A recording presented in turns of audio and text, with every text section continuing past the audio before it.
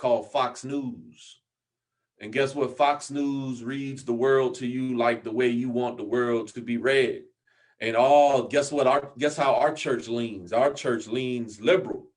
Amen. So guess what? Probably 80% of us, we pick a bubble called MSNBC. Amen. And MSNBC, oh, Rachel Maddow and Joe Scarborough, they teach us, they feed us the information we want to hear.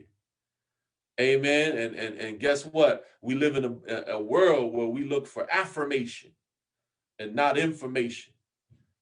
Amen. And then guess what? Oh man, Pastor Tony he's a pro at this. I never was the greatest in basketball, but one thing when it comes to Facebook, I am the block master champion. Amen. Oh man, talk crazy on my page. Oh man, talk crazy on my page. You will be blocked. I am the Dikembe Motumbo. Man was not meant to fly. Man does not fly in the house of Motumbo. Amen. I am the Dikembe Motumbo of Facebook. Oh man, I probably done broke records with blocking folk on Facebook. Amen. So guess what? We can become pros at blocking people who disagree with us, who look at the world different than us. Amen. I don't know if you know this, but Google, the Google search for let's say if I do a Google search on the Tuskegee syphilis experiment, do you know I'm going to come up with different search results than, let's say, let me just pick on someone than Carmen Lakeisha Moore. Carmen Lakeisha Moore is going to come up with different search results because Google, even your search results, Google tells you what you want to know. Even your Google search results are refined so that they give you the facts on your Google search results that you want to hear. I'm talking about living in a bubble, even before the coronavirus. Were you selective who you socialize with? Amen. Were you selective with who you socialize with? You know, I can tell you this, one of the greatest things that happened to me is my family went through a little bit of economic depression because I started a business didn't work out. And, you know, I had to go to, you know, until I got back in my regular secular field, I had to go back to Uber driving.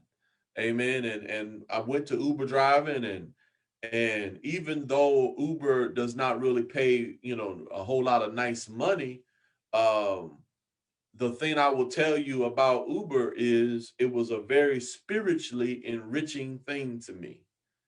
Because you know why? This is going to sound funny, but I did not realize until Uber how bougie I had become. Amen. That's just the word I use. Amen. I didn't realize until Uber how bougie I had become. And Uber kind of took me back. Amen. Because I came from a certain neighborhood. Amen. And I came from a certain environment. And just so you know, the neighborhood I came from, you know, that rapper Boosie who just got shot. Like, I was watching an interview on Boosie the other day, and I'm like, man, he's like every dude I went to school with. Amen. Boosie, if you want to know how Tony came up, I went to school with folks like Boosie. Amen. And I'm just sharing with you, that's how I came up. And that's how, you know, I started off. But then you go to church, you get saved.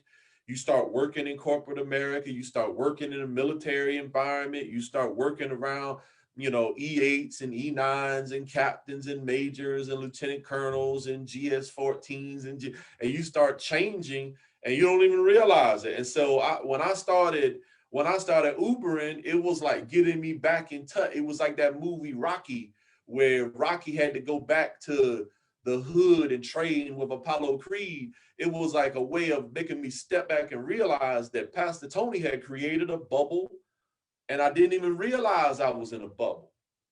Amen. I started being able to listen to people and hear people's pains and hear what people were going through and hear people who were just over just the margin of life. Amen. And who were living near the margins of life. And it kind of awoke in me like, oh wow, Pastor Tony, Brother Tony, you done gotten a little too bourgeois. You done gotten a little too far away from where you came from. Amen. Because you know what we do as we get older? We create bubbles.